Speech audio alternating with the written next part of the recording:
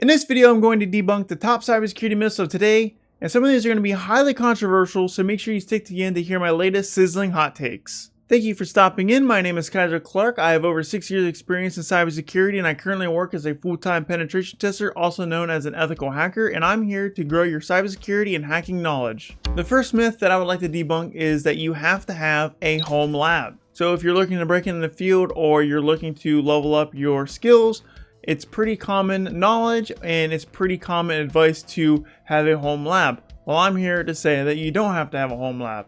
Now, what I'm not saying is that you don't need to practice your skills, because you absolutely need to build your technical skills. We're actually going to dive into technical skills later in this video, so make sure you stick around for that. But for the most part, you do not need to go and buy expensive equipment. You don't need to go buy a $3,000 gaming PC to virtualize a home lab, and you don't need to buy tons of computers to hack and defend. And the reason why I say this is because there's all kinds of hacking and cybersecurity platforms that help you learn without having expensive hardware. For example, if you have a TryHackMe subscription, you can use the Hackbox and you can use that to go through the labs, and you don't even need to run anything on your computer. Same thing with HackTheBox. There's a Pwnbox that you can use to hack into the machines or go through the Sherlocks.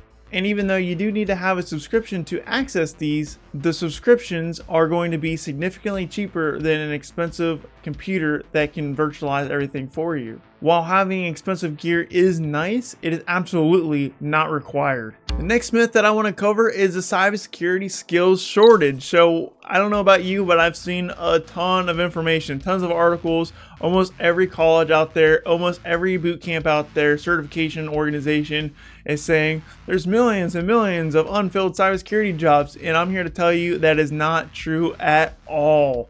And the reason why I'm telling you that is because I recently went through a job search, and let me tell you what, it's slim pickings today. Now, I am in the US market, and it's quite different than other markets around the globe. Matter of fact, in Europe and specifically the UK, I do believe there's a lot of jobs out there. I have seen a lot of jobs being advertised on LinkedIn over in the UK, and it seems like the cybersecurity industry in the UK is actually growing very rapidly right now. So if you're in Europe and UK, this information probably doesn't apply to you, because I'm in the US market and I can only talk about what I've seen. But what I've seen is there's not a lot of jobs in the US market, and I've also heard that from other people. I talked to a lot of other people in the industry, and I've seen a lot of posts on LinkedIn. I've seen a lot of people who are highly qualified, in my opinion, have open to work banners and complain about not being able to find a job. It's a hard job market right now, and it's not just the cybersecurity industry, it's actually the entire job market across industries. If there, any kind of white collar job right now is slim pickings. It's hard to get into at the moment. And the reason why it's slim pickings is because, one, our economy is actually in a very, very rough spot. Whether you like it or not, that is the facts. And it's unfortunate that's the case. Hopefully the economy starts to turn around. I do believe the economy is going to turn around eventually, but we will see. Furthermore, why I say there's no cybersecurity skills shortage is because there's a lot of people who I consider highly qualified who can't land jobs. I have been rejected a lot myself, and I consider myself highly qualified, highly talented. That might be my ego talking to me, but I mean, I do have 13 certifications. I have a degree in cybersecurity. I have 6 years experience, and I still face rejections.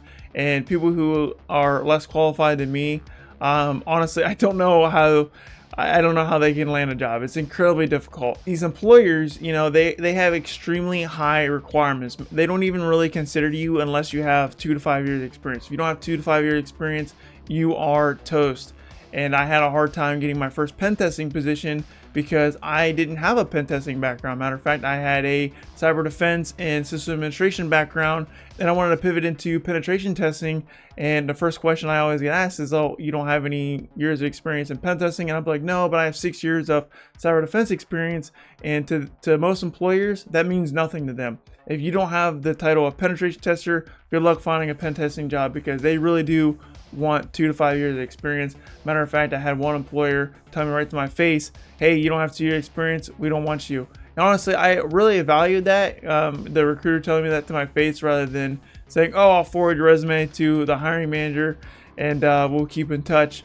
And I actually emailed the recruiter and be like, "Hey, thanks for telling me that in my face." Most recruiters, they don't have the courage to tell a candidate that to their face. So kudos to you for telling me that to my face. But yeah, if you don't have a lot of experience, it's rough right now. It really is. And I think it's a shame, because these employers are expecting you to have 20 certifications, 5 years of experience, 3 degrees, and it's just ridiculous. The requirements are ridiculous. And then furthermore, the reason why employers are saying there's a skill shortage is because they want these super high requirements, but then they're not paying people enough to fill those roles. So they want you to have all these skills, but then they want to pay you, nothing to do the job. And that's why there's this tension between employees and employers, because employees want more money for their skills, and employers, they don't want to pay the money for the skills. So cybersecurity jobs, they are not cheap, and employers want cheap labor.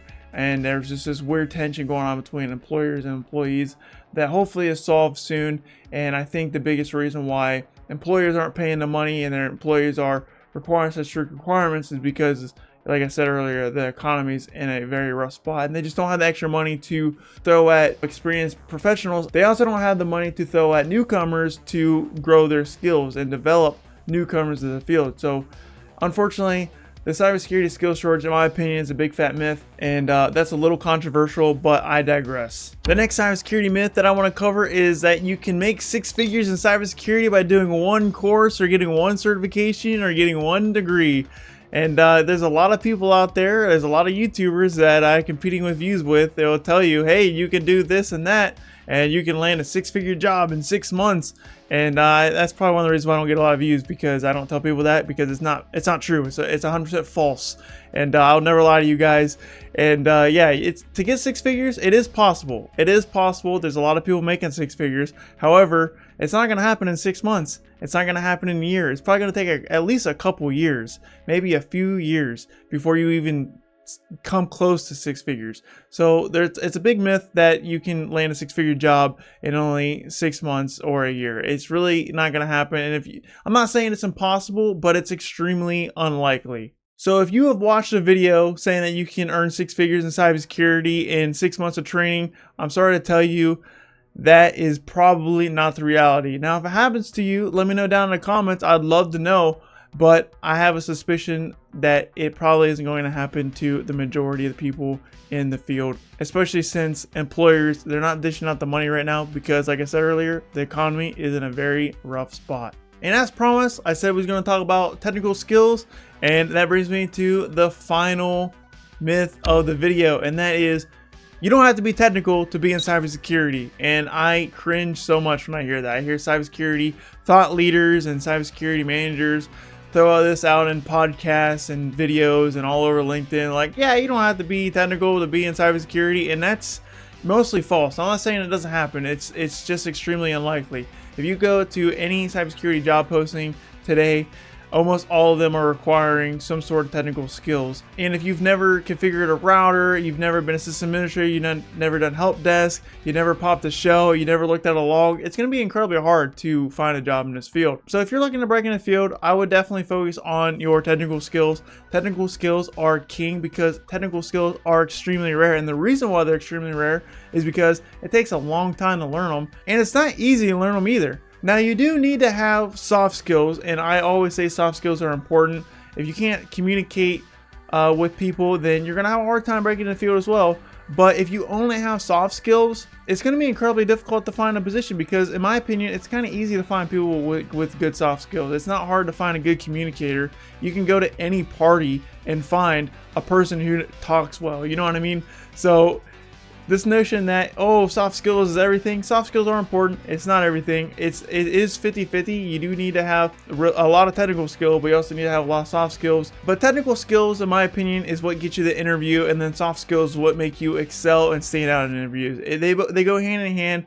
I wouldn't focus on one or the other. I would build them up simultaneously. If you have some good soft skills already, you can speak to people and you don't get a nervous breakdown when you talk to people, and you're a decent communicator. That's really all you need. And if you have that, I would double down, triple down, quadruple down on your technical skills. Hit the labs. And like I said, you don't need an expensive home lab. Go get your TryHackMe, go get your Hack the Box subscription, and just start doing the stuff. Take really good notes and just document your journey and throw yourself out there. And yeah, you'll be able to find a position if you keep at it. And it takes a lot of work, guys. I will say that there's a lot of, negative information in here. A lot of stuff in here is like, oh, the economy is bad, the job market's bad, employers are super strict, they're not paying people that much. And while all that is true, it's still not impossible to break in this field, and it's still not impossible to get paid fairly for what you do. Just know that it is extremely difficult right now, and I wouldn't give up.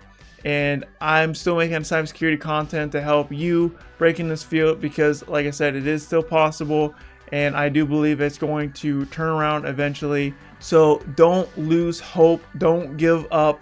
Just know that it's going to take a lot more work than it did in years past. And that is all for cybersecurity myths that I want to cover for today. If I missed anything or you had anything to add, go ahead and let me know down in the comments. If you enjoyed the video, go and give me a like. And if you're serious about growing your hacking and cybersecurity skills, hit the subscribe button. I got a ton more content on the way. Like I said earlier, you don't need an expensive home lab. You just need a Try Hack Me or a Hack the Box subscription. If you have no idea how to get started with Try Hack Me and Hack the Box, or you just want to know what they're all about, check out my video right here.